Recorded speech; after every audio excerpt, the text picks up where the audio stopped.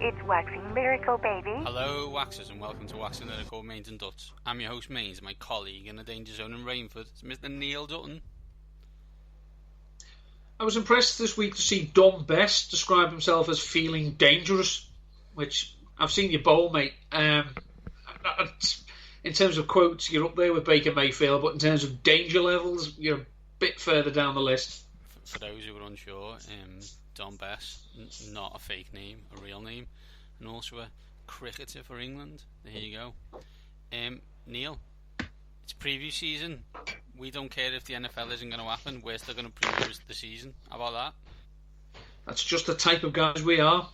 And first, we're going to go to AFC East. So this week, we'll go through all the AFC East teams, and and each team will play each other twice, and then the New England Patriots will win. We've also got some news, as a lot of people got paid, and one of us appeared on the BBC. So there we go. Let us start with some NFL headlines, Neil.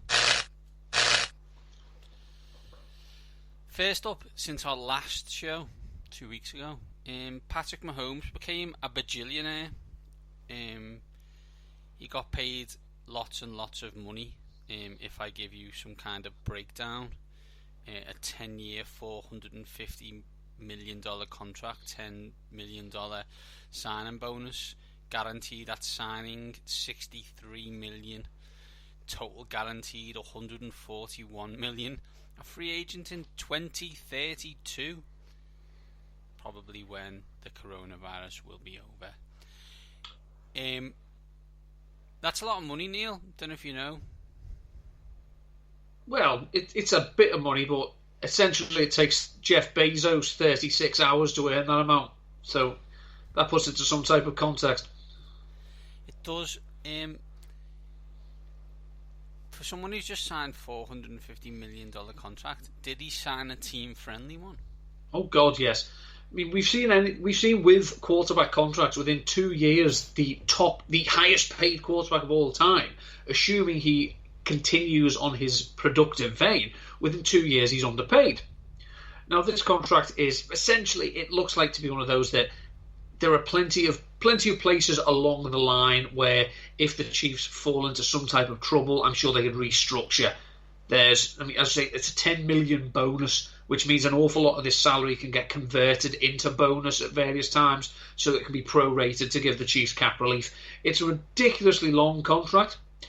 I remember there have been longer ones. I mean, I remember Donovan McNabb signing a 12-year deal. Obviously, he didn't say it out. Tyron Smith signed a 10-year deal, the Cowboys tackle. He is seeing it out, and he's underpaid, you can argue. But I think it's one of those that we live in uncertain times, and it is giving Mahomes, he's not going to be short of a bob or two. It's going to allow him to obviously remain with the Chiefs, remain with Andy Reid for however long he wants to. And we've seen that with Chris Jones, it does give them some, it basically means they don't have to worry about quarterback for the next decade or more, which they weren't going to anyway. But it does mean that they do have the manoeuvrability to still tie down big name players to long-term deals. I worry that there are years coming where they're going to have to make tough decisions.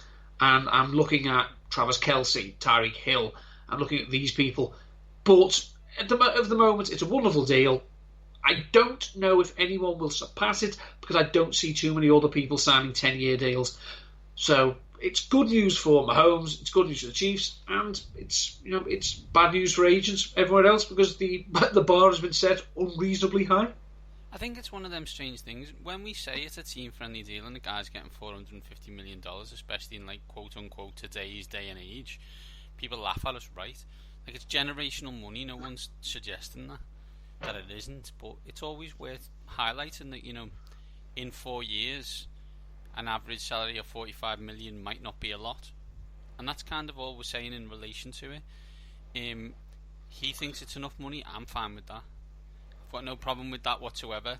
I think you're right. In certain situations, they may have to make some tough decisions, but at least they now have financial certainty at a quarterback position, so they know how much they're spending and they can build their team around said amount. In the in recent times, the quarterbacks earning the most money haven't usually won, and we will see if that continues going forward.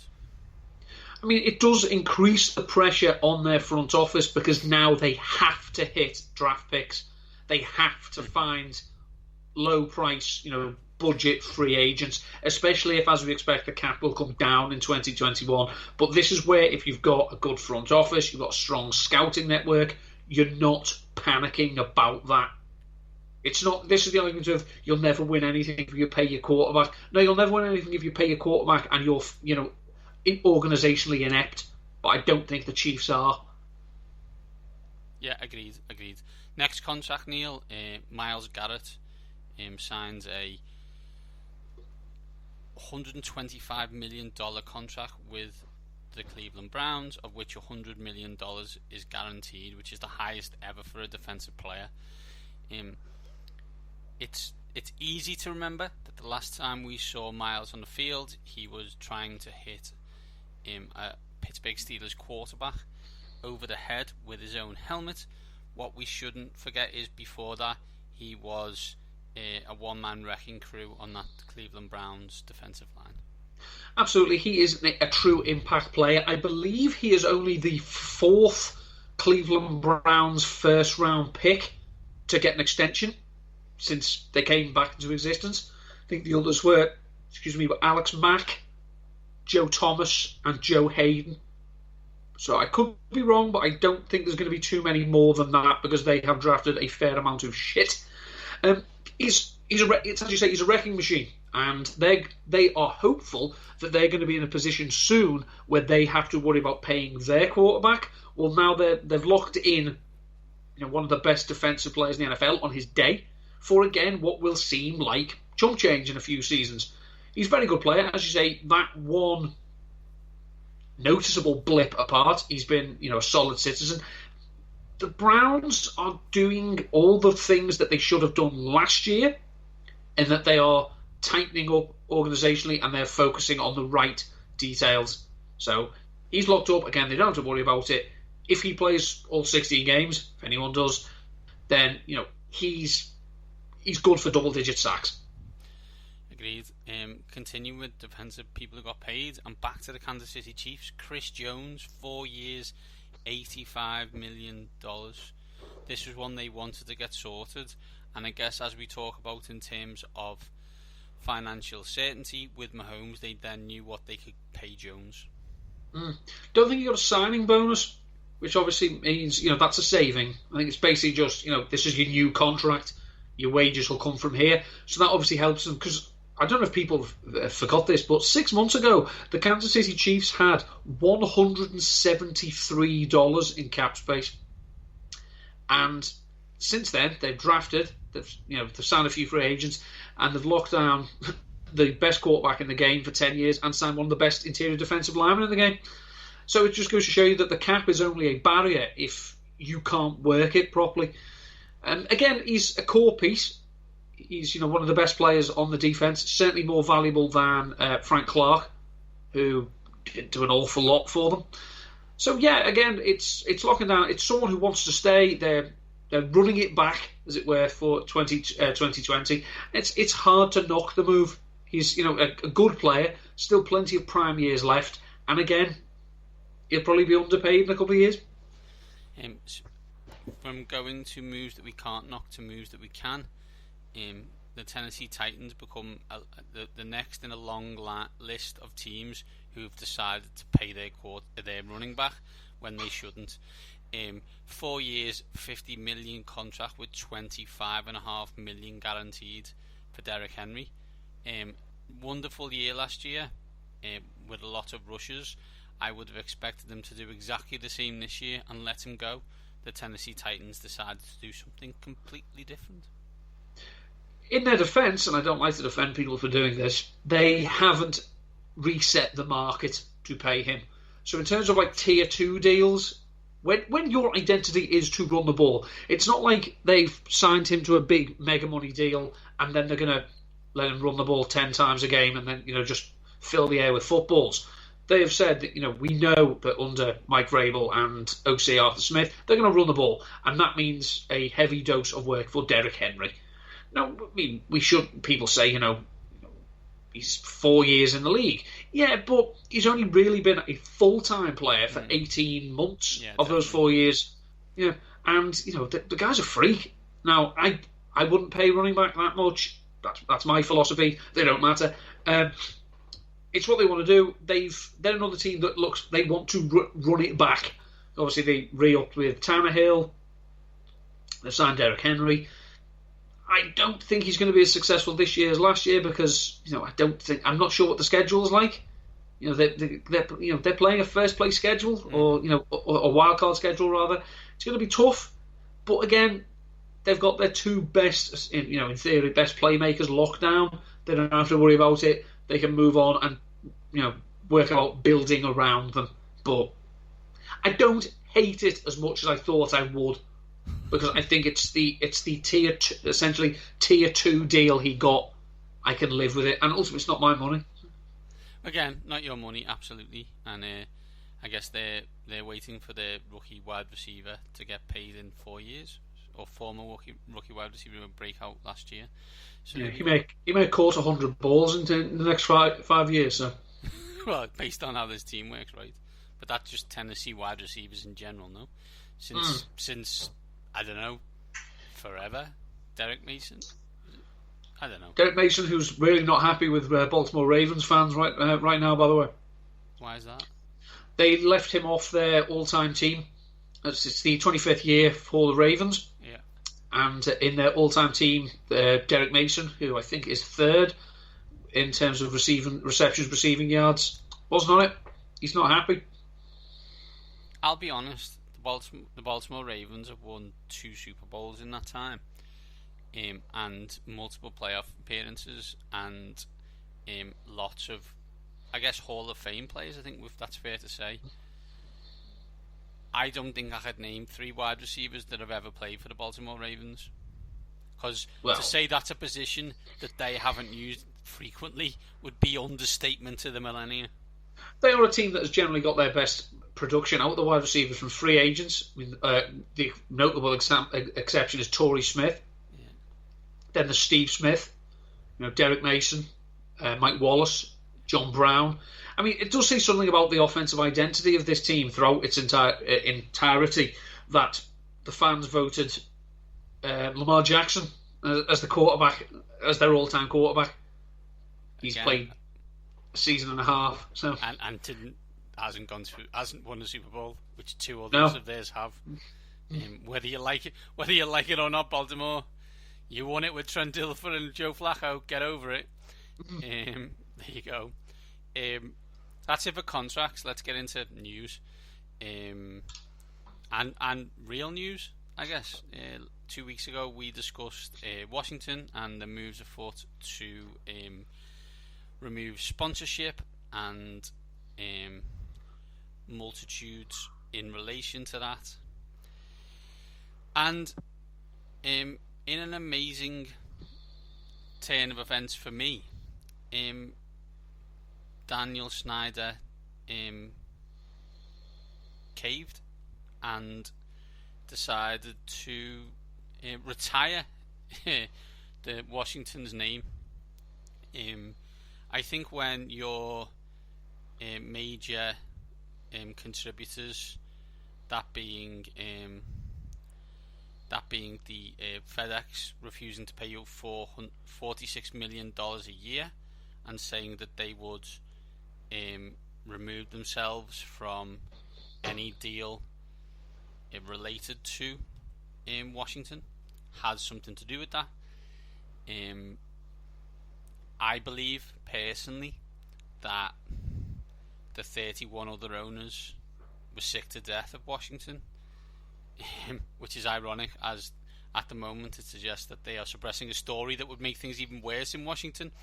But let's just say, in relation to the name, they were sick to death of them, and therefore the first steps in what I believe of a coup d'etat to relinquish ownership from Daniel Snyder began, i.e., if you don't change that name, you'll be gone. And you know what? We can do that because that's who we are. We've done it before. Please see Carolina Panthers owners for details. I believe it's financial pressure over conscience. That's because for this team, even though they are mine, I give them no benefits of the doubt whatsoever, as I don't believe they deserve it. Minority owners are still leaving, so it wasn't name related. As Liz Clark said on Tony Kornheiser's show and insinuated in their BBC News appearance, which he weirdly appeared with me back in sandwiched by me weirdly. I'm glad it's gone. I will be honest. All my memorabilia related to that name now is in a box and won't be worn. And I'm fine with that. I think I should have been fine with that earlier. Those people who aren't don't get it. And that's just where we are with it. So Neil, before we look on going forward, what your thoughts on the name change, on the name retirement? Sorry. Well, as I was very disappointed from a branding point of view that you were listed on BBC News as Paul Manning, Washington fan, and not waxing lyrical co-host. Not one mention of me. I mean, of the two of us, one of us has a face for radio and one of us is photogenic and should be on the telly, and they've got it the wrong way round both times. I agree with you. It was the wording of the statement that, in keeping with, to keep our sponsors, fans and the community happy, and you can't tell me that it's not an epic troll job of putting the word sponsors first, as was the fact that the word that we will not speak now was used 7 times in the statement. It is purely a kick in the wallet. Yeah. I agree with you that it has become an annoyance that the 31 other owners can do without. The idea that that just because this man probably is second behind only Jerry Jones or maybe even Tepper in terms of actual wealth, I think that it's your wealth is your wealth, but what you are not bringing to us is no longer acceptable. Because, as I say, if FedEx are going to back out, if Pepsi are going to back out, if all these other people are going to back out, that's a smaller piece of the pie for your other owners. And if it's just why aren't Washington making money? Oh, racist nickname again. Oh, again, please. And I'm not in the slightest going to suggest that the other 31 owners are all people of impeccable and impeachable character, and that all of them feel strongly that the nickname should be retired. However, they are all the people who said, we're never changing the name, put that in caps. And then once the money started to trickle away, saw his arse. Money talks, Neil. Plain and simple, right? Like, we know for a fact this owner did not want to change the name. So, and as you said, based on the statement, he didn't find conscience. He didn't have a spiritual awakening. Someone said, if you don't change this name, we believe you'll be in breach of contract, and based on that, we're going to then get rid of the $46 million a year we pay you for said naming rights. Oh, by the way, you hate this stadium. You can't move and make more money if you stay here. Sorry, if you keep the name, and I'll be honest. I said it a few times. Like, Jerry Jones has had enough. Don't care what anyone says. I don't need salary cap going down. Season may not be happening. Fans not in stands. I need to now start protecting money, and you're losing it for me. I don't care about you and what it does to your personal wealth, but if it affects my bottom dollar, you can get lost. And that is why David Tepper is the Carolina Panthers owner, because the owner previously was going to start affecting money. even if you go back in time, I mean, it's always the bottom line which will lead to these decisions. It will lead to expulsion from the NFL Owners Club. You go back to the early 90s, and the owners basically forced Victor Kiam to sell the Patriots because he was an idiot. He was a misogynistic, sexist dickhead who kept putting his foot in the mouths with women's groups and women's supporters groups by being a misogynistic dickhead. And ultimately, the other owners at the time, the 27 other owners at the time, said, "Victor, piss off." So it's nothing new to say that people have been forced out of teams or make decisions for less than moral reasons. They look to be good reasons at the end. It's the idea of, it's a racist nickname, it's going to go. Yeah, but as you say, it's not because I sat down and I talked to groups or whatnot and this, that, and the other, and then I realised oh my God. Where's the it's the picture of the meteor hitting the earth and the dinosaurs looking at each other, and one of them says, "Oh my God, the economy." This is this. It's. I mean, I do love the fact that one fella has trademarked virtually every single nickname but that they could possibly call. A long time ago, though. That's not new. That was done 10 years ago, I think. Do you know who should have done it? Do you know who should have done it 10 years ago? Daniel Snyder. But he's just not.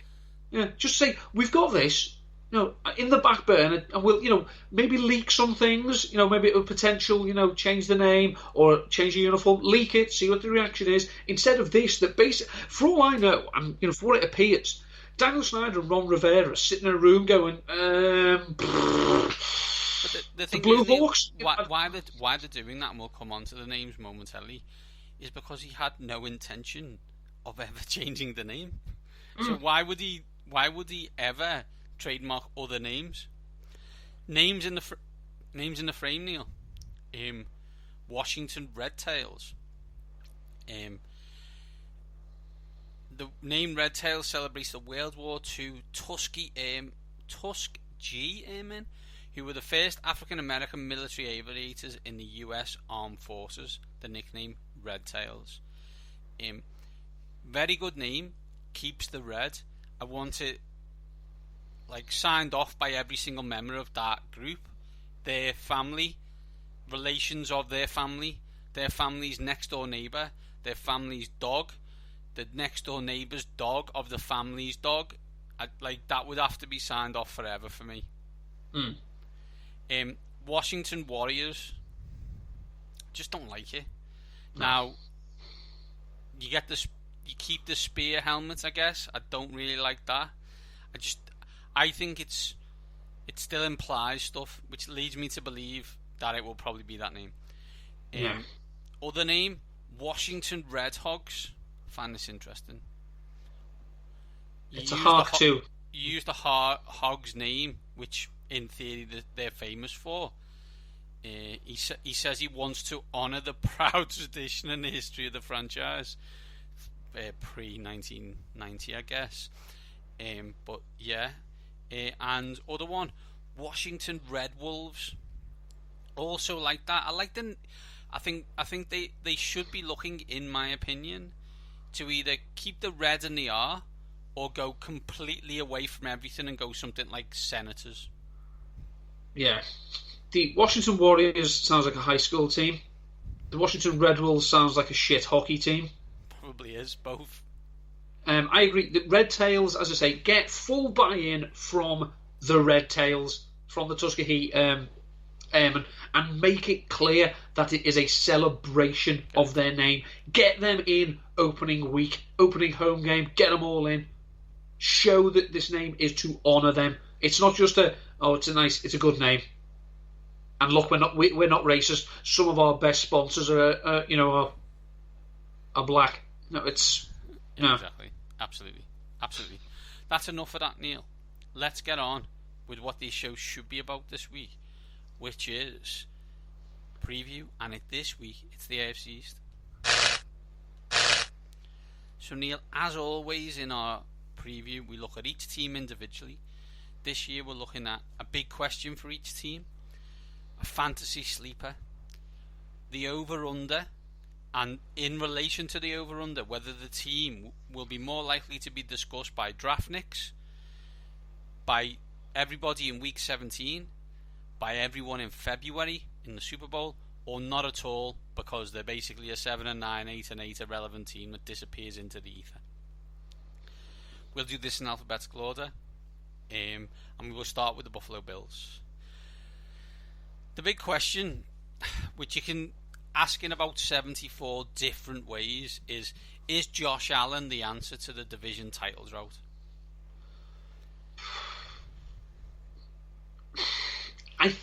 We spoke to Pat. We spoke to Pat, and we spoke to the Podfather, and we're going to be quite a lot less aggressive in our hatred of said quarterback, especially compared to Matt. Well, it wouldn't be hard. You have to admire what they have done, putting in place pieces around Josh Allen. I say they had good complementary wide receivers last year. This year they've got essentially what could be a stud in Stephon Diggs. They still, and they haven't lost Cole Beasley, John Brown, Dawson Knox. I like that. Dawson Knox is a decent big play threat. He's not a volume guy. They are giving Josh Allen everything he needs to succeed. I worry that it's still not enough, because their defense is great. It really, really is a good defense. They're fantastically well coached. Sean McDermott is a bloody good head coach. He lets Brian Dable, but he doesn't interfere on offense. The defense, it's his scheme. Leslie Frazier's there. But this team lives and dies by Josh Allen. And I just don't think he's consistent enough or productive enough to take them to the promised land in the long term. They'll probably challenge again this year. And do you remember the glorious Bills dynasty of February to June? It was epic. But we'll always have pre-cam, right? Yeah. There's people who love Josh Allen and they will die for him, and there's people who hate him and they do not want to see him. He's 2 years in now, and last year he was 39th in completion percentage. It's an issue. You very rarely see quarterbacks get better at completion percentage drastically from college to the NFL. And he wasn't good at completing passes in college. You could go with the winner, playmaker, leader conversation, and I think they're all valid. I really do. There's an issue that, there's 22, 23, 24 other starting quarterbacks right now who are probably better than him. Does that mean that the Buffalo Bills can't win 10 games? No, it doesn't, because that's what they did last year. And I would expect, given the additional talent, if we look at Stephon Diggs, that they will be better on offense, and Josh Allen will be better on offense. But do I see him being 4,000 yards, which by the way would be 1,000 more than he got last year? Does he get less interceptions and more touchdowns? I don't know, to be honest. He puts himself in harm's way by his reckless playing style. So it could get to an extent that by trying to make a play when basically he should take a sack or throw the ball away, he's going to get himself hurt and he's going to miss time. So this is the idea that even if he does take steps to become a more accurate passer, he's still going to have it in his DNA to do something stupid that either turns the ball over or gets himself hurt or both. And neither benefits Buffalo. Absolutely.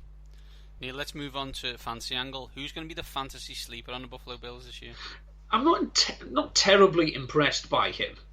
I'm not going to say straight away and say this guy's your RB1 and you should take him and forget him. But everyone seems happy to say that Devin Singletary is going to take over this backfield in 2020. We should point out, however, that the the draft capital they spent to acquire Devin Singletary is the exact same round by which they took Zach Moss. Now, Zach Moss is okay. He's not spectacular. But we saw last year that the Bills did not trust Devin Singletary in the red zone. They didn't give him goal line work, and they kept trotting out Frank Gore. Now, if Zach Moss comes in, he's a better pass catcher, I think, than Singletary. I don't think Singletary was particularly great catching the ball. Moss could take up some of that work, assuming Allen checks it down occasionally. Again, Moss could get the goal line carries, assuming Allen doesn't do them all. Now, he's according to on the FFPC at the moment, which is a high stakes format, he's going as the running back 45. So again, he's not someone you're going to rush out to acquire, but if he's there at a certain point in your roster, you think maybe he could be one of these RB3 flex options on a weekly basis because he's getting the goal down work. He's someone to keep an eye on. But it depends on if you're sold on Devin Singletary, which I'm not sure I am. If we go to over-under and more likely to be discussed, over-under is 8.5 now. It was 9. Put in some places 9.5 before pre-cam. My favourite game for these kind of situations is always how many primetime games have they got in the States, because that usually suggests how much people want to watch them, or if they're not a public team, quote unquote, are people interested? In week 6 they play the Chiefs at home. That's on Thursday Night Football. They also play twice on Monday Night Football, which is at the 49ers and at the Patriots. So that's week 13 and week 16. So no one's that. Oh, they also have the Sunday night game against Pittsburgh in week 14. Over and under is 8.5. Neil, what do you think, and who are they most likely to be discussed by? Draftniks, week 17, Super Bowl, or not at all? I think they're going to be week 17 because I think they're going to be in the hunt for the division. Because of my qualms about Josh Allen, I don't see them going deep in the playoffs. Could they win a game? Yeah. Could they win 2? Maybe. Could they win a championship game? Maybe on the road? No. I will take the over on that. And as I say, I think this is a week 17, but in a positive. Week 17, they'll be playing for seeding. Yeah. I think the quarterback change in New England has a big impact on this. As I said before, can Josh Allen get to a 60% plus completion percentage in 4,000 yards? I'm not 100% convinced. If he doesn't, they will probably lose in the wildcard weekend again. I have them at 10-6. I wrote this week 4 articles about the AFC East, funnily enough, for the touchdown.co.uk, and I had them at 10-6. So I would also take the over, and I believe they will be discussed in week 17, but not in the Super Bowl. Should point out as well that in his first 2 seasons, the gunslinger that is Josh Allen is still yet to pass for more than 270 yards in a game. Ouch.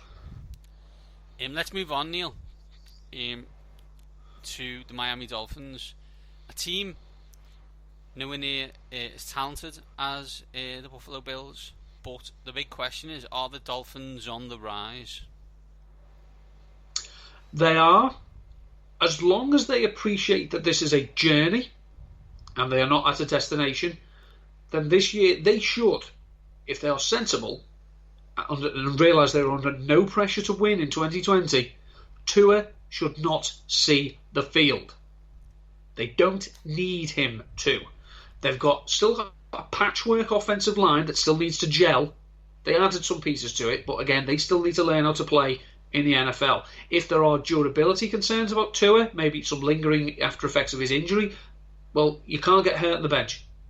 So sit there, heal up, learn how to play in the NFL, let the pieces around him develop into a competent NFL offense that maybe he can elevate in 2021. we've seen that Brian Flores is not. He doesn't want to lose. He's not a loser. He wants to win. But I think he needs to be sensible and realise that Ryan Fitzpatrick gives them a puncher's chance of winning any game. And if they're not, you win the Super Bowl this year or you're out. As long as they're not that, which I don't think they are, there is no reason to play Tua this year. There really is not. They are a team on the rise if they are sensible and if they realise that they're going to have to take their lumps. But the lumps are a lot easier to take if they realise organisationally, look, we're just getting ready until Tua is ready. I think you can see that they've kind of done that with the moves they made on defence. They signed Byron Jones to pair him alongside Xavier Howard. They added Kyle Van Noy and Shaq Lawson. Similarly to Buffalo, Flores is a defensive coach. I thought he did an absolutely outstanding job last year to get them to 5 wins. I think everyone, including a high percentage of the Miami front office, wasn't expecting them to win any games. They managed to win 5 and still got Tua. That's a good thing for them. That's what they wanted to do anyway. As you said, Ryan Fitzpatrick is red zone, NFL red zone gold. He's not going to take you to the promised land. But if Tua's not fit, then don't play him. If he's fit, then I think he should play. I do believe that. I wouldn't just sit him for the sake of sitting him. I absolutely wouldn't. But if he's not 100%, and, based on where we are at the moment, probably doesn't know the offense very well, then it's an issue. Where they've got to improve if they want to get better is being able to move the ball rushing, as they were 31st in yards per carry last year.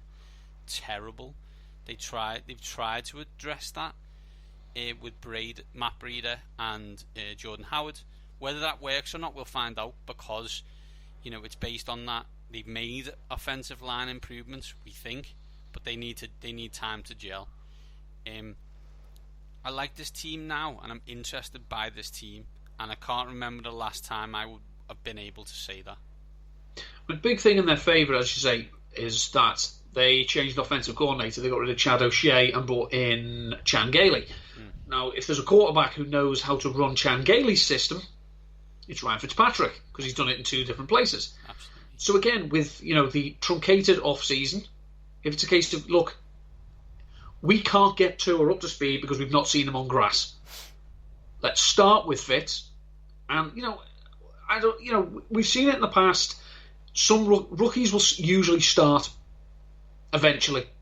Now, whether you go down the Eli Manning route of we start the veteran until we realise we can't make the playoffs, or we don't want to, or we don't think we will, and then you bring him in. You do the Patrick Mahomes. We don't need to start you at all because we want you to develop. I'm not saying one's right. There's been plenty of quarterbacks who've come in and started as rookies and been successful. Matt Ryan, Joe Flacco. These were good, competent NFL quarterbacks pretty much from the get-go. Obviously, Matt Ryan got better and better. Is criminally underrated still. I just think that they don't need to rush to it. If they want him to be the guy for 10, 15 years and they can avoid this carousel of quarterbacks they've been on, they don't have to rush him. We don't need to see him in 2020. Neil, who's the fantasy sleeper on the Miami Dolphins? Fantasy sleeper is one of the players you've mentioned. That's Jordan Howard. Now, obviously, he was good for the Eagles last year. He wasn't great. He wasn't given a full workload. And it was only when he got injured that they finally turned the offense over to Miles Sanders. But Jordan Howard was good. In 53% of his career games since 2016, he's been an RB1 or RB2. Now, that's good. And he's played for the Bears and the Eagles. Been 2 decent offenses. If he gets the goal line work, and we assume they're going to be better and more efficient getting to goal line situations, I'm not saying he's going to be a 1,500 yard rusher, because I don't think they're that good and their offensive line isn't that great. But Jordan Howard is a good hard runner. He, classic cliche, he falls forward. And, if he can pick up, some touchdowns, again, he's going as RB39. Now, he's not going to get the receiving work because, bless him, he can't catch. He's going to lose that to Matt Breida, assuming Matt Breida stays healthy. But Matt Breida is like Wolverine in the sense that he's always going to be up and you just don't know whether he's whether he's going to be fit. Yeah.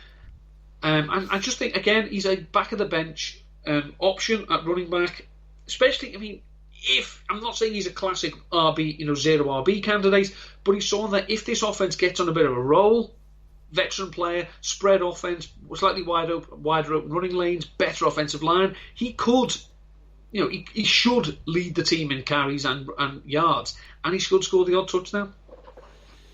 Over under for the Miami Dolphins is 6.5. For those who like watching Miami on prime time, sorry. However, if you like watching them in the UK, you will love it because they play a lot of 6 p.m. UK games. The only game they have prime time, quote unquote, is Thursday night football at the Jacksonville Jaguars. No one's watching that game.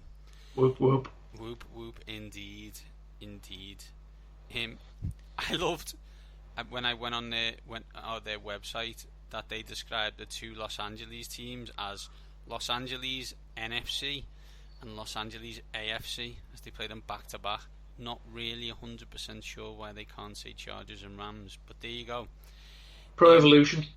Yeah, it is a bit Piedmont Calcio.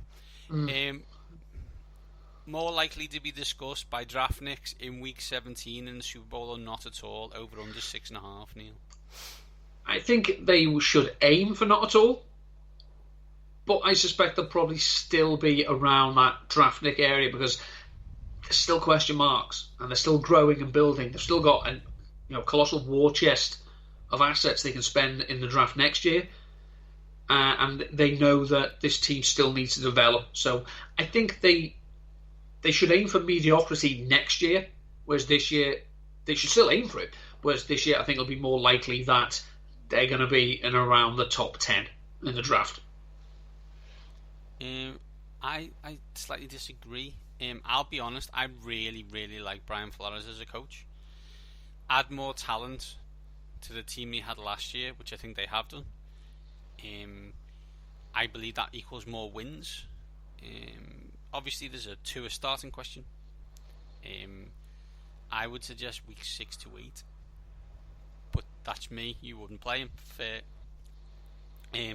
I see them as still only the third best team in the AFC, sorry.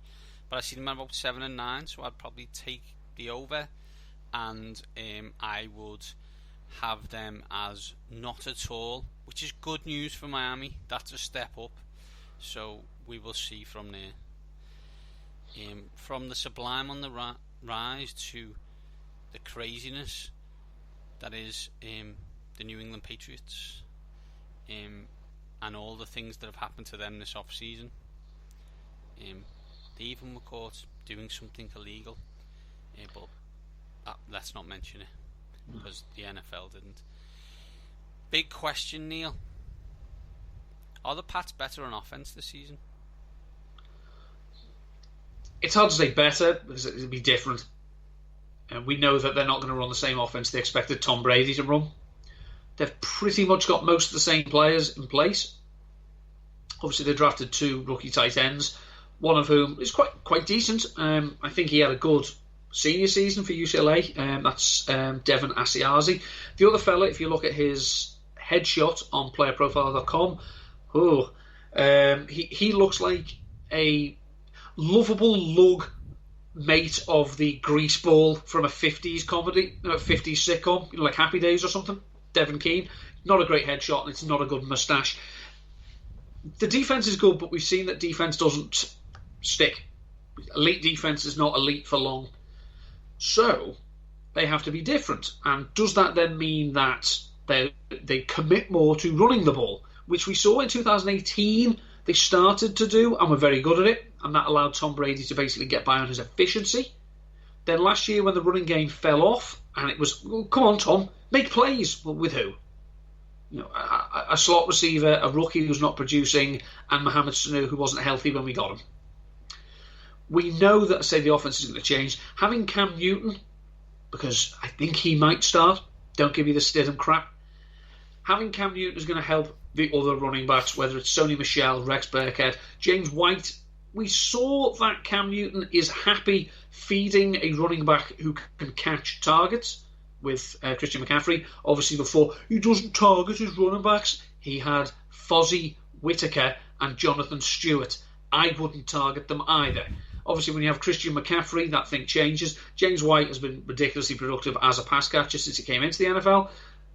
I think Cam is going to want to run the ball because he still wants to be Cam. I just think they'll probably be a bit more sensible and say, check it down. Less is more. So I think the offense can... they're going to get by because I think Josh McDaniels is going to be able to put in place a system that works for Cam Newton. Whether they are better than they were last year, as I say, I'm not prepared to judge. I'm not prepared to say. But, as I've said in the past, the idea that Bill Belichick was going to take a team and take an L basically on a season was bullshit. And it's certainly not going to happen. And they're 10-6 at least until we see otherwise. First of all, I'm disgusted that you didn't take the bait on a hot take. It offends me greatly. Secondly, they'd lost a lot of continuity with the departures of Brady and Skonecchia, and the lack of talent at skill positions is still abundant. There was a groundswell of people who suggested that Tom Brady wasn't as good last year. I was one of them. Not great. Not saying he's done, but saying he wasn't as good. Friends of ours did not like that. That's fine. If Cam was as fit as he was the last time he was fit, Cam Newton is better than Tom Brady was last season. That's just a fact. Will he be fit? That is a question that no one knows the answer to yet. Their offense has to be better because I don't think their defense can be as good as it was last year, especially for the first 8 games of the season when it was like otherworldly. It was probably Lamar Jackson, Christian McCaffrey, and the Patriots defense as the 3 best point scorers at that point in the season in fantasy. I think the defense is still good, but it can't. There's a regression to the mean coming. So I do think the offense needs to improve. Secretly, this is what Bill thrives on, right? He's got a new toy that's completely different to the old toy, and now he gets to do stuff he's never really been able to do before. So, I for one, for the first time in a long time, I'm interested in watching the Patriots from a, actual interest, not wanting them to lose, just interested to see what they do. I can't remember the last time I said that. As you say, if Cam Newton is 2018 Cam Newton, when his weapons weren't that great, he had Christian McCaffrey, but his number one wide receiver was Devin Funchess. He obviously had Greg Olsen, but Greg Olsen was injured for most of that season as well, so he had a rookie in Ian Thomas, who I obviously am a big fan of, but his other tight end was Chris Manert. Torrey Smith, bless him. I'll always have a special place in my heart for Torrey Smith. He was on the Eagles in 2017, but really? And Cam had them 6-2 and rolling.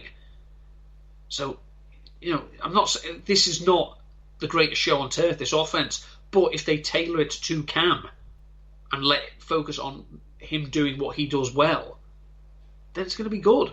And as you say, it'll be watchable, not from Edelman gets open 5 yards, White gets open 5 yards. It's not going to be a lesson in monotonous synchronicity. It's going to be fun, it's going to be different, it's going to be entertaining, and yeah, it'll be watchable from a I can't wait to see what they do, as opposed to a watchable let's watch them beat up on crap. I agree. Who's their fantasy sleeper, Neil? The fantasy sleeper for me is second year player N'Keal Harry. Now he's going to wide receiver 58. We should forget, his rookie season was terrible. He didn't do anything, but he had elite college production. Yeah, it was in the according to Player Profiler. He was in the 89th percentile college dominator. His closest comparable player on Player Profiler, obviously based in mind on the stats and the measurables, is Allen Robinson. Now, if you can get Allen Robinson at wide receiver 58, I'll take it. The one big thing why I think he's going to mesh well with Cam Newton is he has an 81st percentile catch radius. Now, if you look at some of the players who Cam Newton has had most success with, So in terms of an adjusted yards per attempt point of view, you've got DJ Moore, who was in the 89th percentile in catch radius, Greg Olsen, 84th, and Jericho Cotchery was in the 77th. We know that Cam is not the most accurate passer in the world, but if you throw it up there to people who essentially have got the wingspan of a centaur and let them basically stick their arms up and catch it, good things can happen. So I think N'Keal Harry could certainly benefit from that. And as I say, the competition for targets is an ageing Julian Edelman and Mohamed Sanu. Wide receiver 58, that's free, basically. Over under for New England is 9.5, which is probably the lowest it's been. I don't know, 2000 maybe. I don't know, a long time ago. They have games Sunday Night Football against the Seahawks. They have Monday Night Football at the Jets. They have Sunday Night Football against the Ravens. They have Thursday Night Football against the Rams, and they play Buffalo Week 16 Monday Night Football. 9.5, Neil. I think you've already made yourself abundantly clear. I think I'm going a similar way. More likely to be discussed by Draftniks in Week 17 in the Super Bowl, or not at all? In the Super Bowl, because they're still being coached by Bill Belichick. They're still the Patriots. And as I say, I'm prepared now. I will happily be a year behind ranking the Patriots off than attempting to be a year ahead. It is folly. So I believe that before Cam Newton signed, you would have put your balls on the line, because I'm not having Stidham season. I'm just not. No. Don't care what anyone says. Wasn't having it. If you think they're not winning 10 or 11 games with Cam Newton as their quarterback if he's healthy for 16 games, I can't help you. I can't help you. You're the fan who kept on watching Sir Alex Ferguson teams saying they were rubbish and they won't win the league this year, and they won it again. Like, as you said, be a year late on being wrong. Yeah. Be happy that you were wrong, rather than every year saying this is the year they go 7-9, this is the year they go 6-10. Because you know what? It's not. No. They win this division again, 11-5. Yeah. I will believe the end of the Patriots' reign is over. I will believe it is over when it's over. Correct. Until then, stop pissing in my pocket and telling me it's raining. It is not ending. Correct. Final team, Neil. The New York Football Jets. Big question for them is, because they've kept their coach for another year, what do you do with Darnold after week 16? See, Sam Darnold has not been great. I don't think anyone can deny that. He's not been helped by having to learn 2 new offences. Was it 2 offences? Yeah, Gase only had 1 season, hasn't he? Yeah. And the fact his coach is Adam Gase. He had mononucleosis. And he has a very, very ordinary core of receivers around him, and not a very good offensive line. Darnold needs to show the Jets enough this season that regardless of what happens when they fire Gase, they are confident saying, we'll give you your 5th-year option. Because at the moment, Sam Darnold is, people thought in terms of raw talent, he was probably, the best of that batch of 2018 in terms of raw talent, because he was the youngest. Of the ones who've had a chance, so Josh Allen, who's been to the playoffs, Lamar Jackson, who's won an MVP, Baker Mayfield, who set a rookie passing record, Josh Rosen, RIP. He's the only one who hasn't put it all together for a long period of time. Now, granted, the end of his rookie season, in the month of December, he was very, very good. But it's not gone right for him since. He is the biggest question that's facing the Jets franchise at the moment. Stuff Jamal Adams doesn't matter. Doesn't matter what's happening with Le'Veon Bell. The big question is, do they get enough out this season to show that Sam Darnold is the man going forward, or do we spin round again? And people always criticise the Bears for taking Mitchell Trubisky when they could have had Deshaun Watson or Patrick Mahomes. The New York Jets had Bryce Petty and Christian Hackenberg as quarterback and Josh McCown, and they took a safety. We should never forget that. Jets are going to jet, right? Breaking news for those who aren't aware, Adam Gase is only good as a coach if he has one of the top 3 greatest quarterbacks of all time in the backfield. When he hasn't, he's been garbage. I don't think I've ever seen a team go 6-2 in their last 8 games and people hate the team so much. I fear for Sam Darnold. I'll be honest, because I would be stunned if this team didn't have a different coach next year. And what happens if that coach wants to change everything? Mm-hmm. And what has Darnold shown really to suggest that you would either pay him the 5th-year option or, I guess, sign him long term? And the worst thing at the moment for someone like Darnold is he's been okay. How do you pay okay? How do you pay franchise okay quarterback? Because for agents, you're either a franchise quarterback or you're not. So if you're a franchise quarterback, you should be paid as such, and you're just next in the queue of being the highest paid quarterback. There's no way you pay this dude that much money right now, because you don't know what he can expect. And yeah, he was raw because he was young and didn't really play that much at USC. And when he did, he has a tendency to put the ball on the floor. And he still has said tendency. I'm concerned for this team. It has good parts, especially on defense, but I don't know. Gase at the helm, I'm not convinced. No, don't blame Gase for the Le'Veon Bell deal. He didn't want him. And I think the one thing we can take from a person with the personality of Adam Gase is if he doesn't want someone, he's not going to go out of his way to feature them. I mean, obviously he's the best running back they had, so he got the bulk of the carries, but you never got the idea that they were bosom buddies and it was will game plan to make sure Le'Veon Bell is the focal point. They replaced Robbie Anderson with Brashard Perryman. Can argue there are similarities. Obviously, Perryman has the bigger draft capital, but I think you could argue that Robbie Anderson has been the more productive NFL player.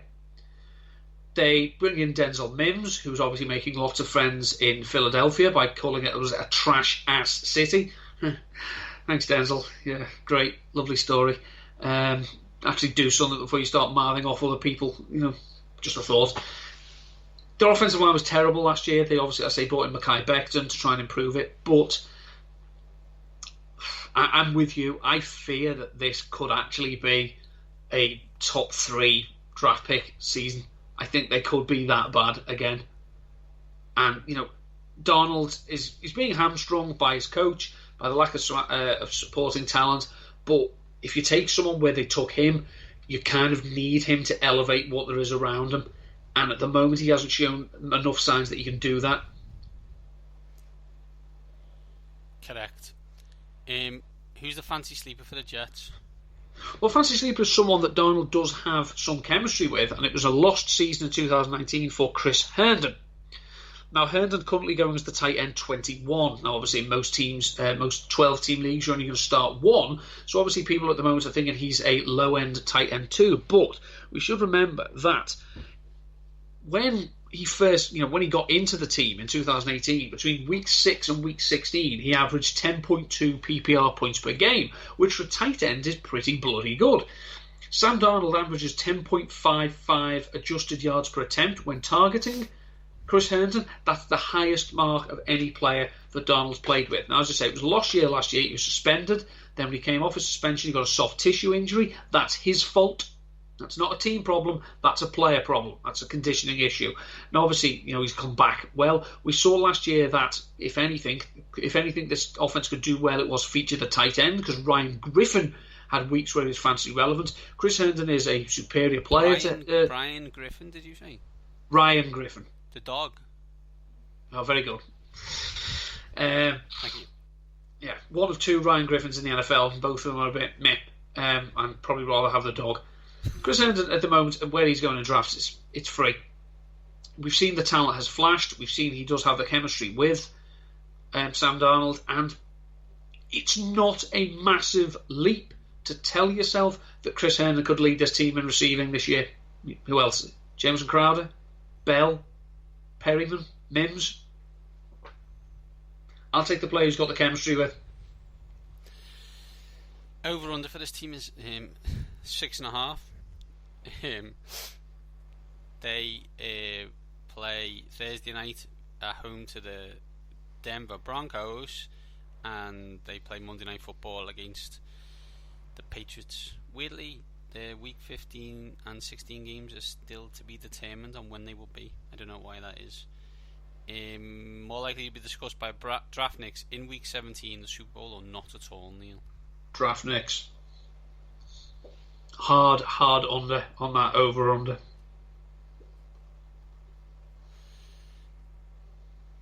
These stink. Let's not be cautious about this. This is the worst team in this division. I think by some way. I got 5 wins. Yeah, they're the last place team in the AFC East for me. And that will mean a new head coach for your quarterback going into year 4, which is not ideal. Far from ideal. But maybe, Darnold can benefit from the post-Gase lift that so many other players seem to get. Correct. You can only hope for our friends and other Jets fans. So Neil, pretty easy for this one. We both believe the Patriots will win the division because we are that way inclined. Sensible. Next, the Buffalo Bills, who I think we both believe will make the playoffs. Wildcard team, do you think? Yeah. Next, I had the Dolphins. You're probably mix and match on Dolphins and Jets, or do you think the Dolphins are better than the Jets? I think the Dolphins are better than the Jets because I trust Chan Gailey more than Adam Gase. Yeah, true. Okay, so we both agree on the top 4. That's it for this week. AFC East preview. Before we go, Neil, as we're an hour into the show, where can people catch you before our next show? This week I have done a piece on Numberfire about Mecole Hardman, about why maybe we should pump the brakes and not expect the sophomore breakout that a lot of people are expecting of him. Also done a little piece on Ravenswire about Mark Andrews, who is a type 1 diabetic, but he has said that he would still play in 2020 despite the health risks. I'm going to have a few more pieces out for Rotoviz, still continuing my look at players that the FFPC people don't like as much as Rotoviz rankings. So I still need to do the AFC West and the AFC North.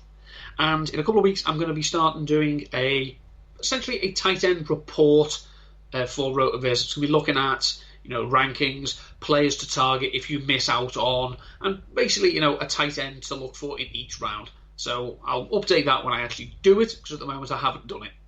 Fantastic. This week on the touchdown.co.uk, as I have mentioned, I have done the AFC East preview, 4 articles related to those teams.